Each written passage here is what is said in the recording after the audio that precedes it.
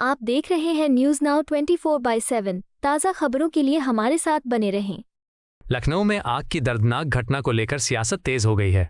Samajwadi party प्रमुख अखिलेश यादव ने इस हादसे को लेकर सरकार और प्रशासन पर गंभीर सवाल उठाए हैं। अखिलेश यादव ने कहा कि अगर अधिकारियों ने सुरक्षा नियमों को सख्ती से लागू किया होता तो लखनऊ में आग लगने से हुई मौतों को टाला जा सकता था। उन्होंने आरोप लगाया कि अमृतकाल और विकसित भारत का दावा करने वाली सरकार के पास एक दीवार तोड़ने तक के पर्याप्त उपकरण नहीं थे। सपा प्रमुख ने कहा कि यदि समय रहते दीवार काट दी जाती तो शायद कई मासूम बच्चों की जान बचाई जा सकती थी। उन्होंने ये भी कहा कि जो लोग केवल अपने व्यक्तिगत जीवन के बारे में सोचते हैं उनसे जनता की सुरक्षा की उम्मीद नहीं की जा सकती।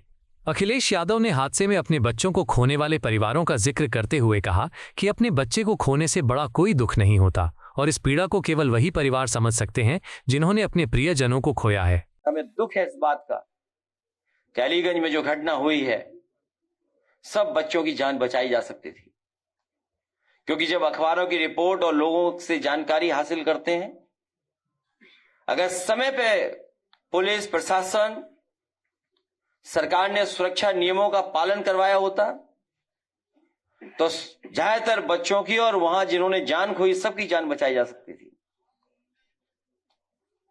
जो हादसा हुआ है कोई सामान्य हादसा नहीं है।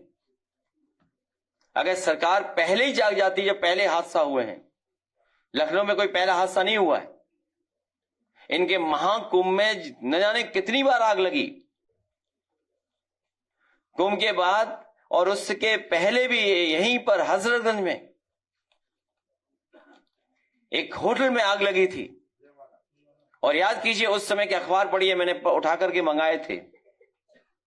जब होटल में आग लगी तो सरकार ने क्या कहा था, 24 घंटे के अंदर इस पे बुलडोजर चल जाएगा, क्योंकि उनका अपना होटल था इसलिए बुलडोजर नहीं चला। गरीबों को उजाड़ने के लिए आग लग गई कि लगा दी गई, क्या सरकार ने वहां सबक नहीं सीखा? और जो सरकार अकबर नगर के हजारों लोगों को हटा सकती है, किस कानून के अंदर हटा सकती है? तो 10 साल में ये सरकार कर क्या रही थी? सरकार की जिम्मेदारी थी, सरकार ने जिम्मेदारी नहीं निभाई और सही समय पर चीजें हो गई होती तो बहुत सारे बच्चों की जान बचाई जा सकती थी। मुझे याद है जिस समय डायल 100 बनाया गया था, कोशिश की गई थी और व्यवस्था ये थी उस डायल 100 में, आप लोग जानकारी करिएगा कि जितनी भी इमरजेंसी सर्विसेज हैं वो सब उस पर आ जाएंगी, चाहे वो फायर को लेकर के हो, मेडिकल इमरजेंसी हो, फायर इमरजेंसी हो या पुलिस की इमरजेंसी हो, वो सभी की सभी उसी नंबर पे आ जाएंगी।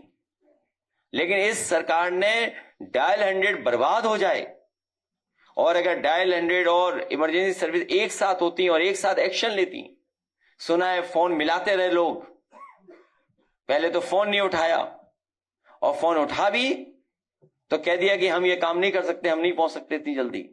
जबकि डायल 100 और इमरजेंसी सर्विसेज का समाजवादी सरकार में फैसला यह था कि 3 मिनट और 5 मिनट में वहां पर इमरजेंसी सर्विस पहुंचेगी।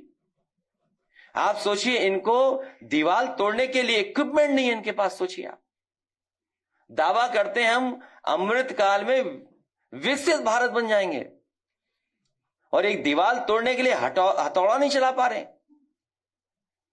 दीवार काटने के लिए इनके पास मशीन नहीं, अगर होगी भी तो हो सकता है इन्होंने उसमें भी भ्रष्टाचार किया हो, इसलिए मशीन नहीं थी या कोई ऐसा नहीं था। दीवार काट करके अगर छत से समय पर दीवार काट दी जाती तो शायद बहुत से बच्चों की जान बच जाती। क्योंकि जो मैं रिपोर्ट्स पढ़ रहा हूं या डॉक्टर्स की जो रिपोर्ट्स आ रही है उसमें यह है कि फायर से ज्यादा दम घुटने से लोगों की जान चली गई। अगर दीवार तोड़ दी गई होती छतों से तो बहुत से बच्चों की जान बच जाती।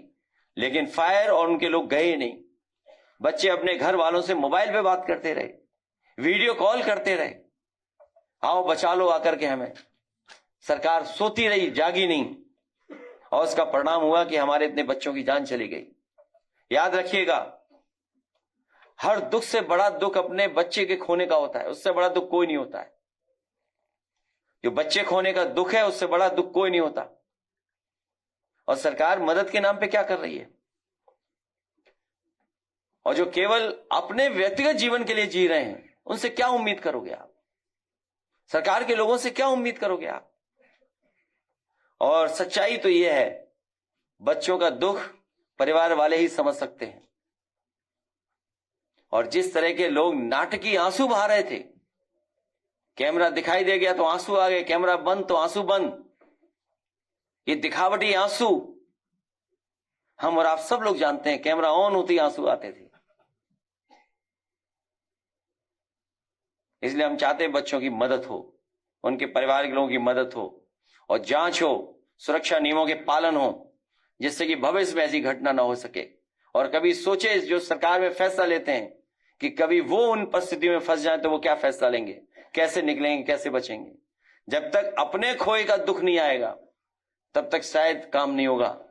और अधिकारी भी कितने होशियार हैं, जिन अधिकारियों की जेब गर्म होती है, जेब भरी जाती है, वो मुख्यमंत्री जी को वहां ले गए और उन्हें फेस बना दिया।